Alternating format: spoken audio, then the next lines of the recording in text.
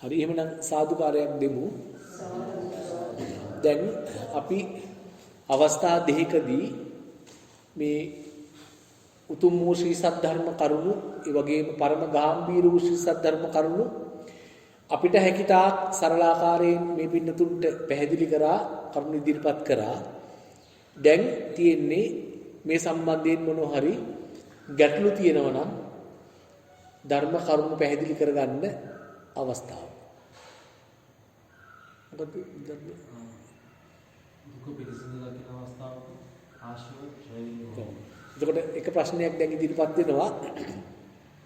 දුක පිළිසිඳ දකිනකොට ආශ්‍රව ඡය වෙන්නේ කොහොමද කියලා. දැන් අපි අද දවසේ මේ ධර්ම පාඨයේ වශයෙන් ගත්ත ඒ සබ්බාසව සූත්‍රයේ මුල් කොටසින් ওই කොටස ඔය ගැන අදහසක් ප්‍රකාශ වුණා. අපි කිව්වා තස්සමනසිකරණීයානං ධම්මානං අමනසිකාරා මනසිකරණීයානං ධම්මානං මනසිකාරා. ශ්‍රුතවත් ආර්ය ශ්‍රාවක තෙමි සී නොකල යුතු දේවල් සී කරන්නේ නැහැ. සී කළ යුතු දේවල් සී කරනවා. මනසිකරණීයානං ධම්මානං මනසිකාරා. එතකොට අනුප්පන්නාචේව ආසවා න උප්පජ්ජන්ති. ඉපදිච්ච නැති අනුප්පන්නාච ආසවා න උප්පජ්ජන්ති. ඉපදිච්ච නැති ආශ්‍රව හටගන්නේ නැහැ. උප්පන්නාච ආසවා පහියන්ති. ඉපදිච්ච නැත්නම් හටගෙන තියෙන ආශ්‍රව ප්‍රහාණය වෙනවා. එතකොට තමයි ඔහු දකිනවා සෝ ඉදං දුක්ඛන්ති යෝනිසෝ මනසිකරෝති. ඔහු දකිනවා මේක නේද බුදුරජාණන් වහන්සේ දේශනා කරපු දුක්ඛ සත්‍ය මේක නේද? සෝ ඉදං දුක්ඛන්ති යෝනිසෝ මනසිකරෝති. අයං දුක්ඛ සමුදයෝති යෝනිසෝ මනසිකරෝති. මේක නේද දුකේ හට ගැනීම කියලා උන්වහන්සේ දේශනා කරේ. අයං දුක්ඛ නිරෝධෝති යෝනිසෝ මනසිකරෝති. මේක නේද දුකෙහි නිරෝධය කියලා කිව්වේ. අයං දුක්ඛ නිරෝධ ගාමිනී පටිපදාති යෝනිසෝ මනසිකරෝති. මේක නේද දුක නැත්නම් දුක්ඛ නිරෝධ ගාමිනී දුක්ඛ නිරෝධ කරන මාර්ග ප්‍රතිපදාව කියලා උන්වහන්සේ මේක නේද කිව්වේ කියලා. එතකොට නුවණින් දකිනවා.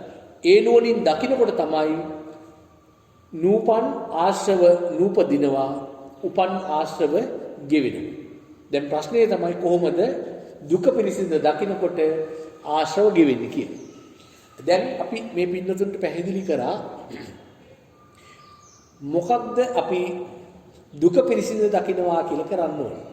දැන් ඇහැ ගත්තොත් බාහිය දාරුචීරිය ඒ තාපසතුමාට දේශනා කරා වගේ දිත්තේ දිත්ත මත්තම් භවිස්සති. දුටු මතෙහි නතර වෙන්නේ කො දුටු මතින් නතර වෙන්නේ කියලා.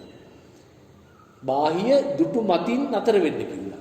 දුටු මතින් නතර වෙන්න කියලා කිව්වේ ඇහැට වර්ණ සටහනක් ඇවිල්ලා මොනවා හරි දෙයක් දකින්න ලැබෙනවද? දකින්න ලැබිච්ච විගසම නතර වෙන්න කිව්වා. දුටු මතින් නතර වෙන්න කිව්වා. ඊට එහාට යන්න එපා කිව්වා. එතකොට ඇහැට වර්ණ සටහනක් ඇවිල්ලා මුලින්ම දැකීමක් ලැබෙන්නේ කොතෙන්ද?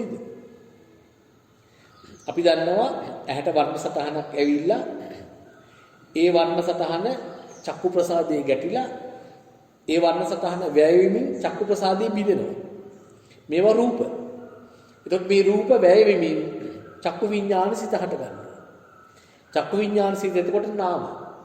එතකොට දැන් වර්ණ සටහනත් වැය වෙමින් චක්කු ප්‍රසාදියත් බිඳෙමින් නැත්නම් වැය වෙමින් චක්කු විඥාන සිතත් වැය වෙන ධර්මතාවයක් අර ධර්මතා දෙක එකම ඒකත් වැය වීමින් මේ ධර්මතා තුනම වැය වීමින් හට ගන්නවා මොකක්ද? ස්පර්ශය කියන ඵලය. එතකොට මේ ටිකට කිව්වා චක්කුංච පටිච්ච රූපේච උපජ්ජති චක්කු විඥානං තින්නම් සංගති පස්සු. එතකොට ස්පර්ශය කියන දැන් ඵලයක් හැදිලා තියෙනවා. ස්පර්ශය කියන ඵලය හැදෙනකොට අපි පැහැදිලි කරා ස්පර්ශය කියන ඵලය චෛතසිකය. සිතවිල්ල. මේ සිතවිල්ල හැදෙනකොට බාහිරයක් අතහැරෙන්න ඕන, ආධ්‍යාත්මයක් අතහැරෙන්න ඕන, චක්කු විඥාන සිතත් අතහැරෙන්න ඕන. ඒ කියන්නේ ස්පර්ශය කියන චෛතසිකය හට ගන්නකොට ඒක හටගන්නේ බාහිරයක් අතහැරිලා, ඒ කියන්නේ දකින්නත් අතහැරිලා දකින්න දෙයක් අතහැරිලා ආධ්‍යාත්මයත් අතහැරිලා බාහිරයත් අතහැරිලා කියන්නේ දකින්නත් අතහැරිලා දකින්න දෙයක් අතහැරිලා දකින්න පුද්ගලයාගේ සිතත් අතහැරිලා. මේ සේරම යෙදිරයි මේක හටගන්නේ. පැහැදිලිද? එතකොට ඒ ස්පර්ශය නිසා මේ තුන්දෙනාගේ එකතු වීම නිසා තුන්දෙනාගේ එකතු වීමෙන් හැදෙන ඵලය නිසා පස්ස පච්චය වේදනා. අන්න විඳින්න දෙයක් හටගන්නවා. ඇහැට අනුව නම් විඳිනවා කියලා කියන්නේ මොකක්ද දැකීම? ඔන්න මුලින්ම දැකීමක් ඇති වෙන අවස්ථාව. චිත්ත වීතියක මුලින්ම දැකීමක් කියලා දෙයක් හටගන්නේ කොතෙන්ද? පස්ස පච්චය වේදනා. ඔන්න දැකීමක් නැත්නම් විදීමක් ඇහැට අනුව නම් විදිනවා කියලා කියන්නේ දැකීමක්. දැකීමක් හට ගන්නවා. ඒ හට ගන්න දැකීම බාහිර අතහැරලානේ. බාහිරේ තියෙන එකක් නෙවෙයි හටගන්නේ. බාහිරේ තියෙනවට වඩා හාත්පසින්ම වෙනස් දෙයක් තමයි මවලා හැඩතල සහිත නිට්ටය වූ දෙයක් තමයි තනිතනි වස්තුන් තමයි අර ප්‍රඥප්ති තුන යෙදිලා ඇති වෙන්නේ. දකින්න ලැබෙන්නේ. එතකොට බුදුරජාණන් වහන්සේ දේශනා කරා අවවාද කරා බාහිය දුටු මතින් නතර වෙන්න. අන්න එතනින් නවතින්න කිව්වා. ඒ මොකක්ද? දුක්ඛ සත්‍යය. ඒක තමයි දුක්ඛ සත්‍යය. දැන් මේ දුක්ඛ සත්‍යයේ පිරිසිදු දකින්න නම් අපිට මුලින් මේක අඳුනාගෙන ඒ කියන්නේ ඔත්තපනසිත අඳුරාගෙන ජවන් එකත් ඔත්තපනසිතත් එක්කම ප්‍රඥප්තියක් යෙදෙනවා. හැඩතල එනකොට ප්‍රඥප්තියක් එනවා. මේ කුමක්ද පෙන්වන්නේ? මේ වගේ දෙයක් ලෝකේ නෑ. මේක තමයි මුලාව කියලා අපි එතකොට යොමු වෙන්නේ මොන පැත්තටද? මේ ජවන් එක ජවන් සිත් පළවෙනි ජවන් සිතේ ඉඳලා අපි මේක ගත්තොත් වම් පැත්තේ ඉඳලා දකුණු පැත්තටනේ අපි ලියන්නේ. එතකොට වම් පැත්තේ ඉඳලා දකුණු පැත්තට මේක ලියාගෙන ගියොත් ජවන් සිත පළවෙනි ජවන් සිත එන්නේ අංක කීයද? අංක 9. එතකොට මේ පැත්තට තියෙනවා 8ක් අනිත් පැත්තට තියෙනවා 8ක්. වම් පැත්තට තියෙන 8 පිරිසිඳ දකිමින් ඉන්නවා. පිරිසිඳ දකිනවා කොහොමද මේ වගේ මවාපෑමක් මේ වගේ බොරුවක් මේ වගේ මායාවක් ඇති වෙන්නේ කොහොමද කියලා මේ පැත්තට යොමු වෙලා ඒ පැත්ත බලාගෙන ඒ කියන්නේ දුක්ඛ සත්‍ය දිහා බලාගෙන මේ හැදෙන හැටි දුක පිරිසිඳ දකිමින් ඉන්න. දුක පිරිසිඳ දකිමින් ඉන්නකොට මොකද වෙන්නේ? අර දැන් අපි පිහිටලා ඉන්නේ කොතනද? ජවන්සිත එකේ නිරෝධය කියන ලක්ෂ්‍යය. එතන ඉඳලා අර පැත්ත දිහා බලාගෙන ඉන්නකොට අපි දන්නවා එතකොට බාහිරේ තියෙන දෙයක් නෙවෙයි මේ පෙන්වන්නේ. බාහිරේ තියෙන බවක් හැඟුණට ඒ අවිද්‍යාව නිසායි අපි දන්නවා මේ චෛතසිකයක් හටගෙන තියෙන්නේ. දකින්න දේ තියෙන අපේ පැත්තේ. බාහිරේ නෙවෙයි. දකින්න දේ අපිට අල්ලන්න බෑ ගිහිල්ලා. මතකනේ අපේ පරිශ්‍රණේ දකින්න දේ අල්ලන්න බෑ. අතට අහුවෙන්නේ ධාතුව. බාහිරේ තියෙන ධාතුව විතරයි. මේ චෛතසිකයක් තියෙන්නේ. කියලා මෙන්න මෙහෙම අපි දකින්න දේ යථා ස්වરૂපයෙන් නැත්තම් පිරිසිදු දකිමින් ඉන්නකොට මොකද වෙන්නේ? අපි නොදැනුවත්වම දකුණු පැත්තට නැත්තම් ජවන් 2 3 4 5 ඔහොම ගිහිල්ලා ජවන් සිස්තික අවසන් කරලා ජවන් කියලා කියන්නේ මොකටද? සංකාර කියලා කියන්නේ අවිජ්ජා පත්‍ය සංකාර. අවිද්‍යාව නිසා තමයි මේ කර්ම ක්ලේශ තමයි ජවන් කියලා කියන්නේ. එතකොට අපි මේ පැත්තට යන්නේ නැහැ. තවත් ඉතින් කිව්වොත් දුක්ඛ සමුදය පැත්තට අපි වැටෙන්නේ නැහැ. සමුදය පැත්තට වැටුනොත් තමයි ආශ්‍රව හටගන්නේ. බාහිරේ සතෙක් පුද්ගලයෙක් දෙයක් තැනක් දකින්න තාක්කල් අපිට ආශ්‍රව හටගන්නවා. බාහිරේ හටගන්නේ නැහැ. අපි මේ Nirodhe ඉඳලා අනිත් පැත්ත බලාගෙන අපි මේ මවාපෙන්න මායාව ඇති වෙන විදිය පිළිබඳ විමසිල්ලෙන් අපි මේක පිරිසිදු දකිමින් යථා ස්වરૂපයෙන් දකිමින් ඉන්නවා කියලා කියන්නේම මොකක්ද? අපි දුක්ඛ සමුදය පැත්තට යන්නේ නැහැ. සමුදය පැත්තට යන්නේ නැහැ කියලා කියන්නේ ආශ්‍රව හටගන්නේ නැහැ. ආශ්‍රව හටගන්නේ නැහැ. දැන් මේක එකපාරක් කරාම දෙපාරක් කරාම ඇද්ද කියලා අපිට හිතෙනවා. නැත්නම් එකපාරක් කරලා දෙපාරක් කරලා හපෝ මේක අපිට ගොඩක් කරන්න අමාරුයිනේ. මේ තියෙන වැඩත් එක්ක නිතරම කටයුතුත් එක්ක අපිට මේක අමතක වෙනවා නේ කියලා හිතනවා. හැබැයි මේකටත් බුදුරජාණන් වහන්සේ කරපු පැහැදිලි උපමාවක් තියෙනවා. මේකත් අපි පිටිකල ගුණරත්න ස්වාමීන් වහන්සේගේ ධර්ම දේශනාවකයි තිබුණේ. බුදුරජාණන් වහන්සේ උපමාවකින් දක්වනවා මේ වැයකින් වැඩ කරන මිනිස්සෙක්. වැයකින් දන්නවනේ වැය කියන එක. වැයකින් වැඩ කරන මිනිස්සෙක් පළවෙනි දවසේ වැයෙන් වැඩ කළා. එයාට පේන්නේ නැහැ වැයේ මිට ගෙවිච්ච බව. දෙවෙනි දවසෙත් වැයෙන් වැඩ කරනවා. ඒත් මිට ගෙවිච්ච බවක් පේන්නේ නැහැ. කොහොම දවස් කිහිපයක් වැඩ කරත් මිට ගෙවිච්ච බවක් පේන්නේ නැහැ. හැබැයි අවුරුදු ගාණක් වැඩ කරනකොට එයාට තේරෙනවා දැන් මිට ගෙවිලා කියලා. ඒ වගේ තමයි අපි උත්සාහ කරන එක වාරයක් පාසාම අපේ ආශ්‍රව ගෙවෙනවා. නැත්තම් වෙන්නේ අනුප්පන්නාචේ වාසවන්න උපජ්ජන්ති නෙවෙයි. ඉපදිලා නැති ආශ්‍රව උපදිනවා අර පැත්තට ගියෝ. සමුදේ පැත්තට වැටෙනවා. අපි සමුදේ පැත්තට වැටෙන්නේ නැතුව අර පැත්ත දිහා බල බල ඉන්නවා කියලා කියන්නේ මේ පැත්ත වැටෙන්නේ නැහැ. අපි උදාහරණයක් ගමුකෝ. උදාහරණයක් ගමු මේ විදිහට. කොහොමද අපි ගන්නෙ? මොකක් හරි උදාහරණයක් අපි කියමුකෝ. අපි හිතමු මෙහෙම ඉරක් ගහලා තියෙනවා. දැන් කෙනෙක් ඉඳලා අතින් අල්ලලා එයා අදිනවා. අපේ අතින් අල්ලලා ඒ ඉරෙන් එක පැත්තකට පුද්ගලයෙක් අදිනවා. අපි ඒ පැත්තට යන්නේ නැතුව අපි නිතරම රැඳෙනවා අනිත් පැත්තේ. අනිත් පැත්තේ රැඳෙනවා කියලා කියන්නේ අපි එයාගේ අවශ්‍යතාවය ඉෂ්ට වෙන විදියට අපි අනිත් පැත්තට ගියේ නැහැ කියන එකම නේද? අපි මේ පැත්තේ රැඳෙනවා කියලා කියන අනිත් පැත්තට යන්නේ නැහැ. ඒ වගේ අර මැද ඉඳගෙන අර පැත්ත දිහා ඒ කියන්නේ දුක හටගත්ත විදිය මේ මවාපෑම ලෝකේ නැති දෙයක් චෛතසිකයකින් මවාපාන විදිය ඒ දිහා බල ඒක පිරිසිදු දකිමින් ඉන්නවායි කියලා කියන්නෙම අපි බාහිරයේ දෙයක් ඉන්නවා බාහිරයේ කෙනෙක් පුද්ගලයෙක් ඉන්නවා කියලා හිතලා ඒ ඔස්සේ පංච උපාදානස්කන්ධය හදමින් ආශ්‍රව ඇති කරන්නේ නැහැ. ඒ කියන්නේ ආශ්‍රව ටික මොකද වෙන්නේ? ගෙවි. එතකොට මේක පුළුවන් ආකාරයෙන් කරොත් ටික ආශ්‍රව ගෙවෙනවා. ඒ ආශ්‍රව ගෙවීම Tamanටම පැහැදිලි වෙනවා. Tamanටම හොඳින් පැහැදිලි වෙනවා. ඒකයි අපි කලින් කිව්වේ මේ සිත මායාවේ පැත්තේ ඉන්නේ. නමුත් අපි කියන දේත් අහනවා මෙයා. අපි දිගින් දිගටම මෙයාට කිව්වොත් එහෙම කීකරු ළමයෙක් වගේ මෙයා අහනවා. Tamanට හොඳින් පැහැදිලි වෙනවා. Tamanගේ ආශ්‍රව දැන් ගෙවිලා නේද කියලා. පැහැදිලිද? තව මොන හරි ගැටලු තියෙනවා නම් අහන්න.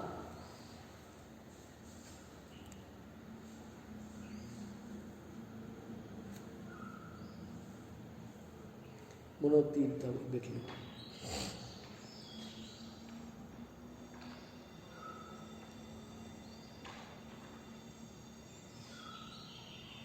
ආනාපාන සතිය කියන එක කරේ උවනේද? ඔව් සිත සමාධි කරන විතරක්ද කියලා.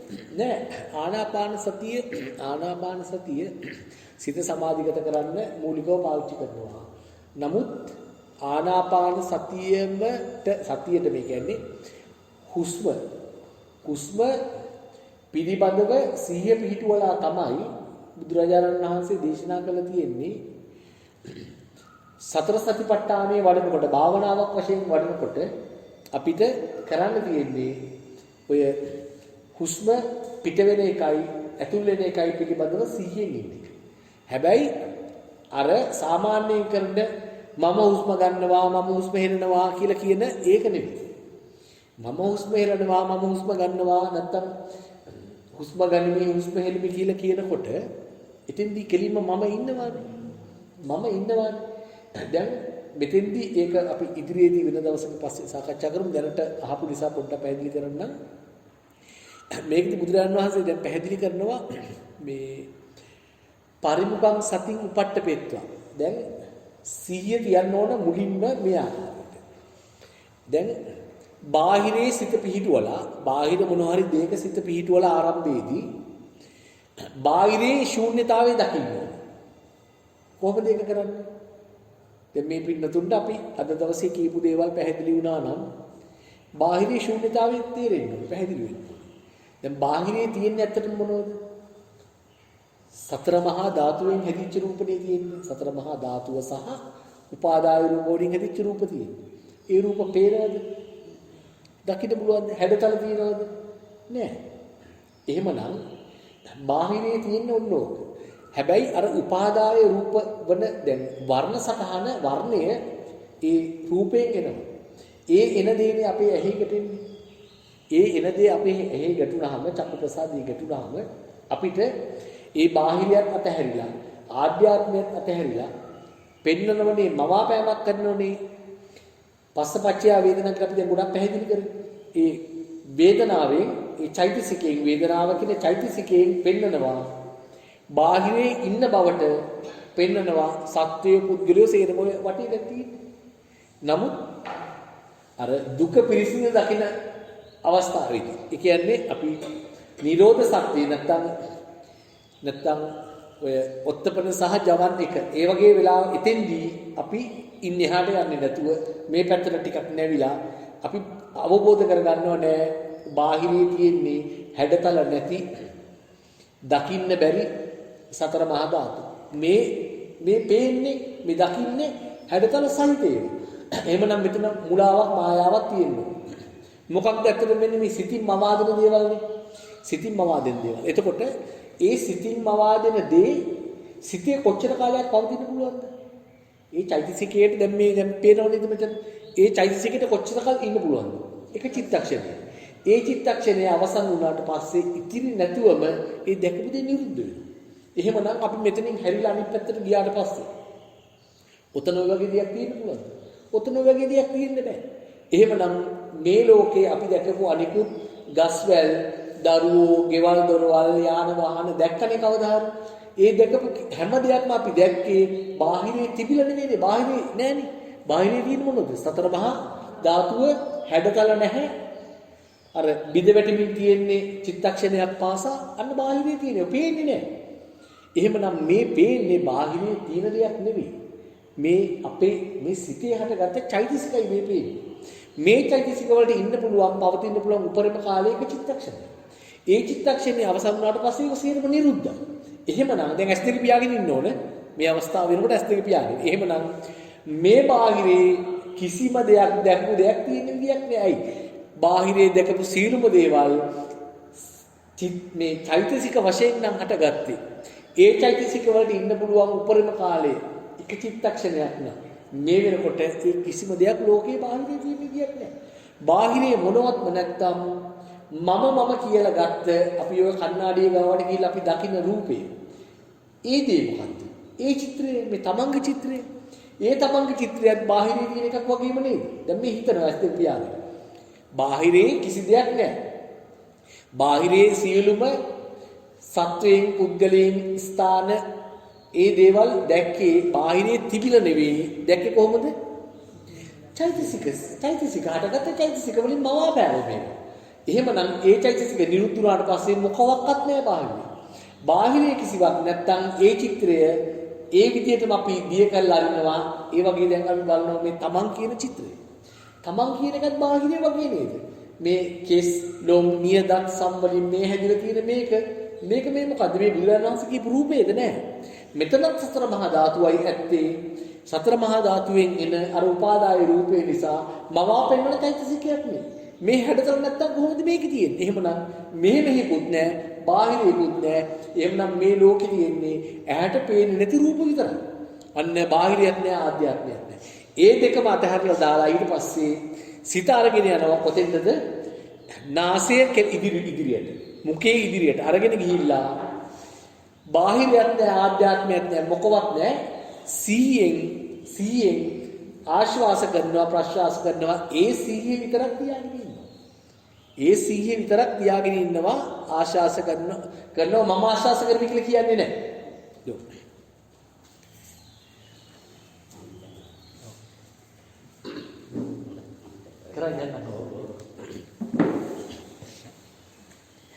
එතකොට දැන් ඒ සතර සතිපට්ඨාන භාවනාව වඩනකොට ආනාපාන සතිය උදව් කරගන්නේ ඒ විදිහට මුලින්ම අපි ඒ පරයන්කයක් ඒ සුදුසු විදිහට හොඳ කෙලින් තියාගෙන වාඩිලා තමන්ට පහසු ඉරියව්වක මුලින්ම කරන්න ඕන බාහිරයයි ආධ්‍යාත්මයයි දෙකම අතහැරලා ශූන්‍යතාවයට එළඹෙන්න.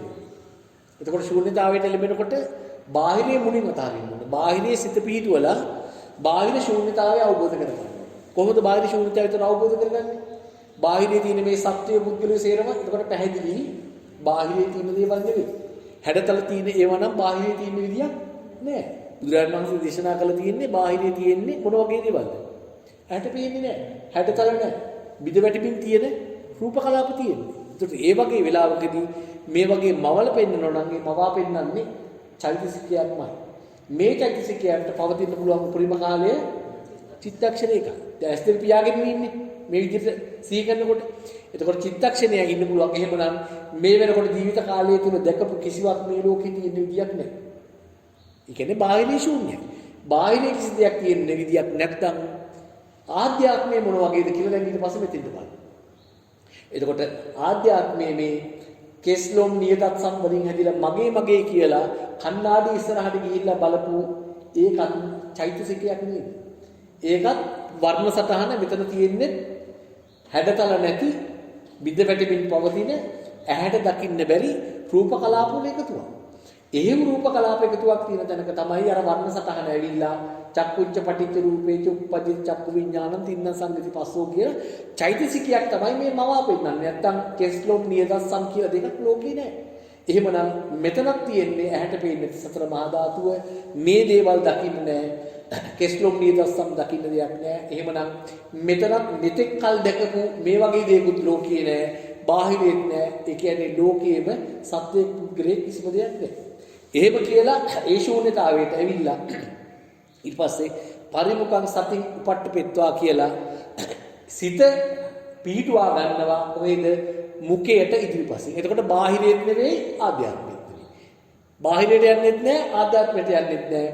මෙන්න මේ ඉස්සරහා සිත පිහිටුවාගෙන අර බාහිරයේ කෙනෙක් සතෙක් පුද්ගලයෙක් දෙයක් නැහැ ආධ්‍යාත්මෙත් නැහැ කිසි දෙයක් නැහැ ශූන්‍යතාවේ සිත පිහිටුවාගෙන සිහියෙන් හුස්ම උඩට යන එකයි පල්ලෙහාට යන එකයි විතරක් මෙනෙහි කරනවා සිත තියාගන්නේ අරක.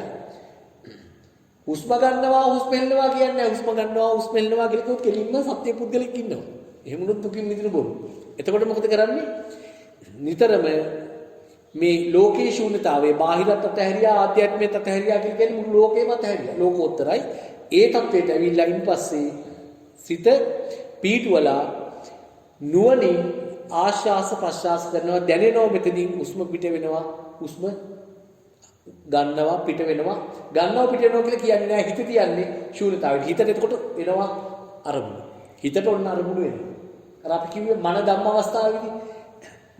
අවස්ථාවේදී මන ආයතනයයි ධම්ම ආයතනයයි එකට එකතු වෙලා එනවා අරමුණ එකට එකතු වෙලා අරමුණක් එනකොටම කියනවා මොකද්ද දුක පිළිසින් දකින්න මොකද්ද කරන්න වෙන්නේ කොහොමද මන ආයතනයයි ධම්මායතනයයි දෙකම යෙදිලා තමයි මනෝ විඥාන සිත හටගන්නේ.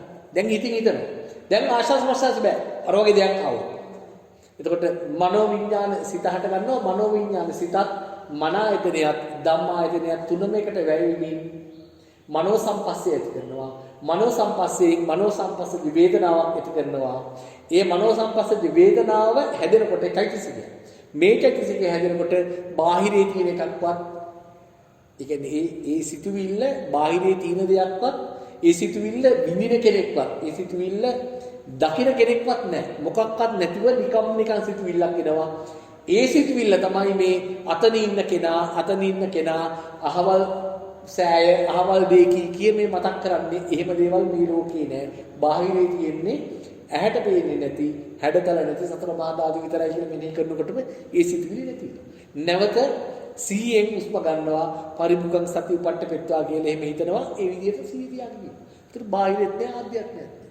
ඕක හරියටම කරනවා නම් කරන්න කියලා කියන්නේ බුදුරජාණන් වහන්සේ අවම කාල සීමාව දින 7යි. රහත් භාවයට පත්වන දින 7යි උපරිම අවුරුදු 7යි. ඒකායනෝ අයම් භික්කවේ මග්ගෝ සද්ධාන විසුද්ධියා ශෝක පරිද්දවාන සමතික්කමාය කියලා ওই විදිහට ඔය සතර සතිපට්ඨානෙ පිළිබඳව උන්වහන්සේ ඉතා හොඳින් පැහැදිලි කරලා තියෙනවා. හැබැයි මේ පින්නතුණුත් දැන් ওই සතර සතිපට්ඨානයට යම් ප්‍රමාණයකට ප්‍රවේශ වුණා. ඒ නිසා ඒ පිළිබඳ සතුටු වෙන්න පුළුවන්. තව මොනවා හෝ ගැටලු තියෙනවනම් තව මොනවා හරි ගැටලු තියෙනවනම් අහන්න.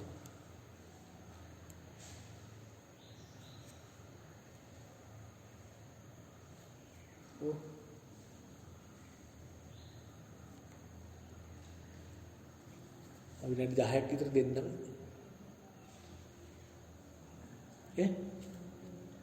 අමුත් විනාඩි 10ක් විතර. සාමාන්‍ය ගමන අන්නේ කියන්නේ පොඩ්ඩක් අවසානයේ සම්බන්ධ අවශ්‍ය ඒ අදම අපරාධ කියන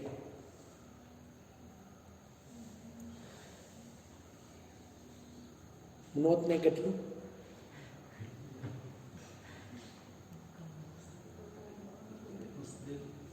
කොස්දෙල් වගේ රජු කොහොමද කොස්දෙල් වගේ උනාද කොස්දෙල් කියන්නේ යනකි ආනන්ද ආමරෝ තමයි මුස්මා රකින්නෝ ගාන්දුලෝ තන්දනෝනි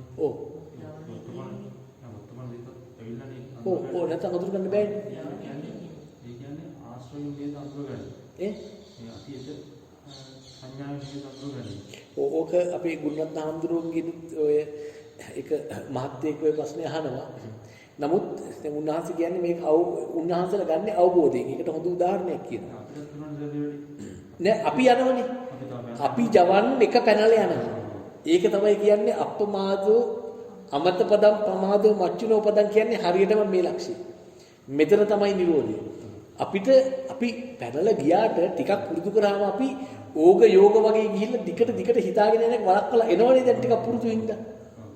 ඒින්ද බුදුරජාණන් වහන්සේ රහතන් වහන්සේලා එහෙම නෙවෙයි අඳුර ගන්නවා. අඳුර ගන්න තුන මොනවත් වැඩක් කරන්න බෑනේ. එහෙමනම් උන්වහන්සේලාට මේ ඒ කියන්නේ දුකින් මිදුණට පස්සේ සෝපාදිශේෂ නිර්වාණ. උන්වහන්සේලාට මේ ලෝකේ කිසි ගනුදෙනුවක් කරන්න බෑ. කිසි දෙයක් කරන්න බෑ, කතා කරන්න බෑ. කෝ විසාකා උපාසිකාව නේද මේ ඉන්නේ කියලාවත් ආනන්ද හඳුරුන්ට කියන්න බෑ. ආනන්ද හඳුරු කියලාත් කියන්න බෑ. අඳුරගෙන එතෙන්දී ඒක පිළිගන්නේ නැහැ. කියන්නේ අපි වගේ මේ බාහිරේ ඉන්න කෙනෙක් කියලා ගන්නෙ නැහැ. ඒ අවබෝධතා ඥානෙ තියෙනවා. ඒකට මේ අපි පිටිකල ගුණරත්න ස්වාමීන් වහන්සේගේ හොඳ උපමාවක් කියනවා. ඒ අවබෝධතා නුවණින් තමයි බුදුරජාණන් වහන්සේ රහතන් වහන්සේලා වැඩ කරන්නේ. ඒ අවබෝධය දිගටම තියෙනවා. ඒකට උදාහරණයක් තමයි දෙන්නේ. ලස්සන උදාහරණයක්. දැන් මේ පොඩි ළමයෙකුට පුංචි ළමයෙකුට බෝනික්කා එයාගේ ඇත්තම ළමයා. එයාගේ ඇත්තම ළමයා. එතකොට දැන් බෝනික්කා හදිස්සි වැටුනොත් එහෙම ඒ ළමයා දුක් වෙනවා. ඒ ළමයා එයාගේ ඇත්තම ළමයානේ. එයා දුක් වෙනවා. බෝනික්කා වැටුනොත් කියලා. වැටුනොත් එහෙම.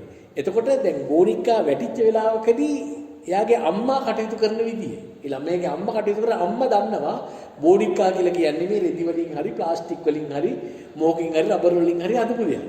හැබැයි අම්මා ඒ බව පෙන්වන්නේ නැහැ. අම්මා ඒ අවබෝධතා නුවණ ඉඳගෙන අහනවා හනේදුවේ මේ බබා වැටුණ නේද? ඉන්න මං බබාගේ ඔළුව අත ගන්න අපි ඕඩි කොලොන් ටිකක් දාමුනේ පුතේ කියලා කියනවා. හැබැයි ඒක අනවබෝධයෙන් නෙවෙයිනේ. අම්මා අවබෝධයෙන් ඒ වගේ තමයි රහතන් වහන්සේලා කටයුතු කරන්නේ. හැබැයි අපිට තාම ඉච්චර බෑ. අපි යනවා අතනින් පැනලා ටිකක් ගිහිල්ලයි අපි එන්නේ. ඒත් ධර්මයේ යම් ප්‍රමාණයකින් අපි අවබෝධ කරගෙන තියෙනවා නම් ඒකත් ඇති. ඒක තමයි දැන් දිනු කරගන්න තියෙන්නේ. දිනු කරගන්නත් යමක් අපිට තියෙනවා නම් ඒක ගැන සතුටු වෙන්න පුළුවන් නේ. එහෙම නැත්නම් අපි අර මුල්ම දවසේ කියන්නේ අද දවසේ උදේම කිව්වා වගේ පොඩි කාලේ ඉඳලම සිල් සමාදන් වුණා. නමුත් පොඩි කාලේ ඉඳන් සිල් සමාදන් වෙලා අපි දැක්කද තාම කොහොමද දුකින් මිදෙන්නේ කියලා? මගක් තියනවද? මගක් නැහැ. මගක් නැත්තම් ඇති වැඩක් තියනවද? මෙච්චර කල් අපි කොහොමද බෞද්ධයන් කියලා කියන්නේ? අපි ඇයි බුදුරජාණන් වහන්සේට මොදින්නේ? උන්වහන්සේගේ වටිනාකම තේරුම් අරගෙන තියෙනවද නැහැ? හැබැයි දැක්කා නම් යමක් දැන් මේ පින්නතුන් දකින්නට දැක්කා නම් අන්න ඒක වැඩි දියුණු කරන්න මාර්ගයක් තියෙනවා. හැසිරෙන්න ධර්මයක් තියෙනවා මේ පින්නතුන්ට. ඒ නිසා අපි එහාට ගියාට කමක් නැහැ. නමුත් අපි දැන් එනවනේ. ටික තමයි පුරුදු කරන්න වෙන්නේ. එහෙමනම් අපි නතර කරමුද? ඔව්. එහෙමනම් අපි අද දවසේ ධර්ම දේශනේ අපි නතර කරමු. එහෙමනම් අපේ නායක ස්වාමින් වහන්සේත් වැඩලා ඉන්නවා. ඒ නිසා අපි පුණ්‍යානුමෝදනාව කරමු මේ අවස්ථාවේදී. පළමුවෙන්ම අපිට මේ උතුම් වූ ශ්‍රී සද්ධර්මය දේශනා කරන්නටත් ඒ වගේම ශ්‍රවණය කරන්නටත් මේ අවස්ථාවන් සලසා දීලා අද මේ බක්පුර 15ක පොහොය දවසේ ඊ타ත්ම උතුම් වූ පුණ්‍ය කර්මයක් සිදු කළා වූ ඒ අපේ මේ විහාරස්ථානයේ වැඩ වාසය කරන නායක ස්වාමින් වහන්සේට මේ පුණ්‍ය සම්භාර ධර්මය එලෙසින්ම අනුමෝදන් වේවා. උන්වහන්සේගේ චිරජීවනය වැඩි දියුණු වේවා. සිදු කරන්නා වූ මේ සියලුම ශාසනික සේවාවන් වඩා සිදු කිරීමට උන්වහන්සේට ශක්තිය ධෛර්යය ලැබේවා. ඒ වගේම මාර කර්ම සතුරු බලවේග දූරීභූත වේවා. පතන්නා වූ බෝධියකින් නායක ස්වාමීන් වහන්සේටද ඊතා සුවසේ මේ දුක්ඛිත සසර කතරින් ඈතර වන්නට අප විසින් සිදු කළා වූ මේ පුණ්‍ය සම්භාර ධර්මය පාරමී පූර්ණයක් වශයෙන් අනුමෝදන් වේවා කියලා සාදුකාරයක් දෙන්න.